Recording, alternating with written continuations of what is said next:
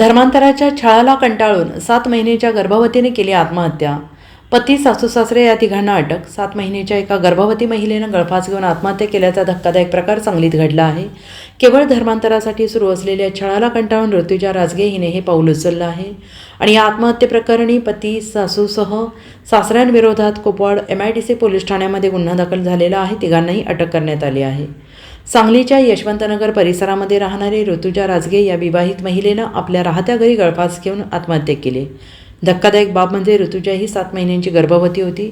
Christian धर्माचे पालन करण्यासोबतच ख्रिश्चन धर्म स्वीकारण्यासाठी ऋतुजावर पती, सासू आणि सासऱ्याकडून दबाव सुरू होता. गेल्या 4 वर्षांपासून ख्रिश्चन धर्म स्वीकारण्यासाठी सुरू असलेल्या छळाला कंटाळून अखेर ऋतुजाने आत्महत्या करण्याचा निर्णय घेतला. ऋतुजा आणि सुकुमार हे नात्यातलेच होते. सुकुमार राजगे हा मर्चंट नेव्हीमध्ये सेकंड ऑफिसर म्हणून कामाला होता. धनगर समाजापैकीच असल्याने ऋतुजा हिचा विवाह 5 मे 2021 सुकुमार राजगे याच्यासोबत झाला. लग्नानंतर ऋतुजा, सुकुमार यांचं कुटुंब ख्रिश्चन धर्माचं पालन करत असल्याची बाब समोर आली आणि मग पुढे जाऊन ऋतुजावर ख्रिश्चन धर्माचं अनुकरण करण्यासोबतच दबाव सुरू झाला.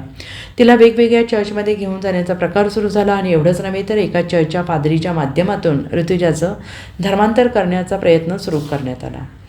ख्रिश्चन धर्म स्वीकारण्यासाठी ऋतुजावर पती सुकुमार, सासरे सुरेश, सासू अलका राजगे यांचा तगादा सुरूच होता. काही केल्या ऋतुजा आपला धर्म सोडून ख्रिश्चन धर्म स्वीकारायला तयार नव्हती. वडिलांना देखील तिने या सगळ्या गोष्टी सांगितल्या होत्या. ख्रिश्चन धर्म स्वीकारण्यासाठी राजगे कुटुंब ऋतुजाचा छळ करू लागले. तिला मारहाण देखील सुरू करण्यात आली. अखेर 6 जून 2025 रोजी ऋतुजाने रोजच्या छळाला कंटाळून गळफास घेऊन आपल्या पोटातल्या 7 महिन्याच्या बाळासह आपलं आयुष्य संपवलं. ऋतुजाचे वडील चंद्रकांत पाटील यांनी मुलीच्या आत्महत्येबाबत पती सुकुमार राजगे, सुनील राजगे, सासू अलका राजगे यांच्या विरोधात कोपवाड MIDC पोलीस ठाण्यात गुन्हा दाखल केलेला असून तिघांना अटक देखील करण्यात आली आहे. माझं नाव डॉक्टर चंद्रकांत पाटील मुंडेवाडी. माझी मुलगी ऋतुजा यांची परवा सासरच्या लोकांनी हत्या केली. तर ती हत्या करण्याचं कारण म्हणजे ज्या वेळापासून आम्ही हिंदू धनगर आमची फसवणूक करून त्यांनी मुलगीचं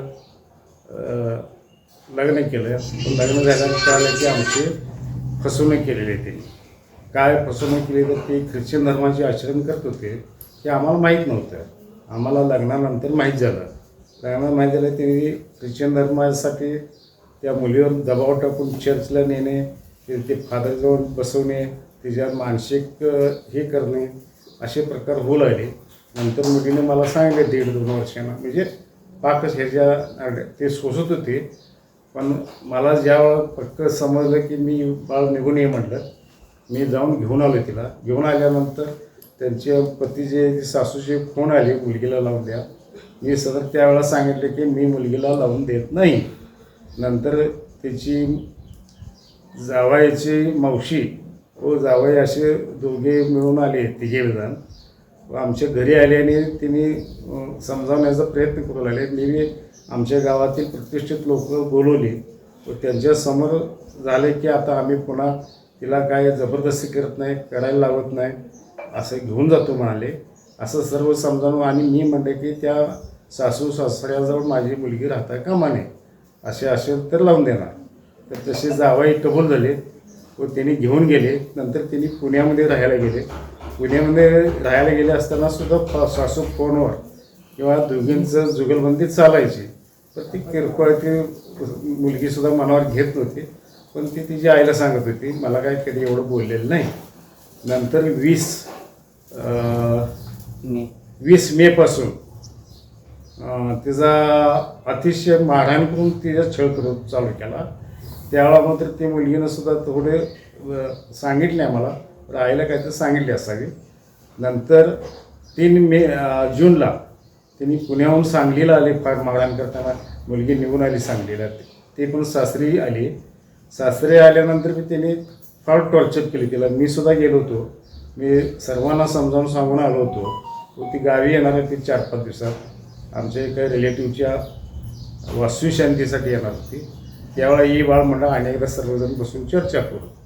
परंतु त्याच्या अगोदरच त्याने तिला फार टॉर्चर करायला आले की ती गर्भसंस्कारासाठी, कारण आम्ही आमच्या हिंदू धर्मात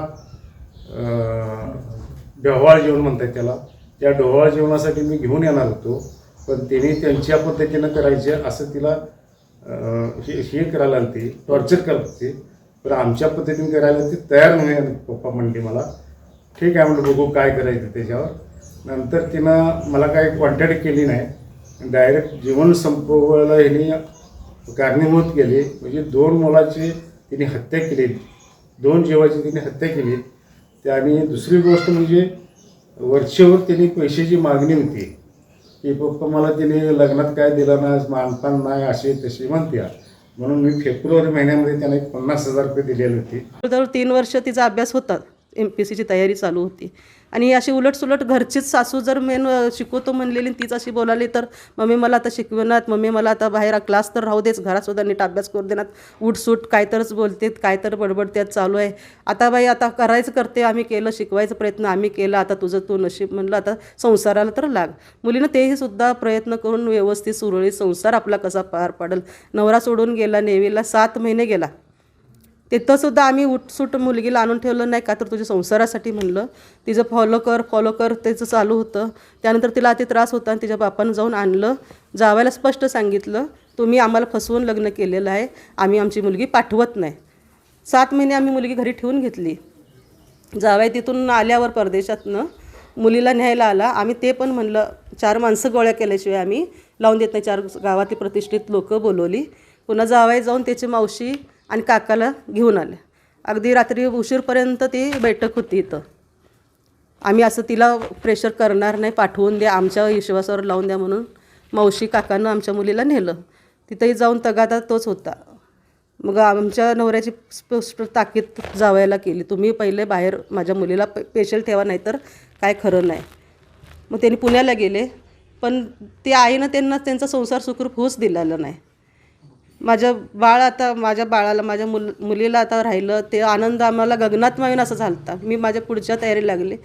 आणि आता नाहीतर जवळजवळ तसं कसं दिवस येतील तिचं एक दिवस तिचा, तोपर्यंत आईनं काय शिकवलं त्या लेकाला चांगलंच त्यांनी टॉर्चर केलं. आमचं कायदा काय होतं असतं हिंदू धर्मातला की 7व्या महिन्याचा गर्भसंस्कार भरण करून आम्ही आणायचं. 5व्यातला काकनं काय करायचं कार्यक्रम माझ्या आईनं चांगल्या पद्धतीनं केला होता. 7व्यातला आम्ही त्यांच्या दारात जाऊन करणार होतो, तोच त्यांना मान्य नव्हता.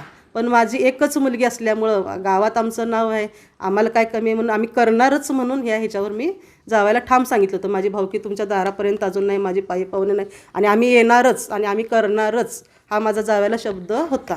आम्ही करणार तर करणारच. त्यामुळं त्यांच्या मायलेकरांचं काय झालं, काय चालू होतं. Bureau report, SBN Marathi, Miraj.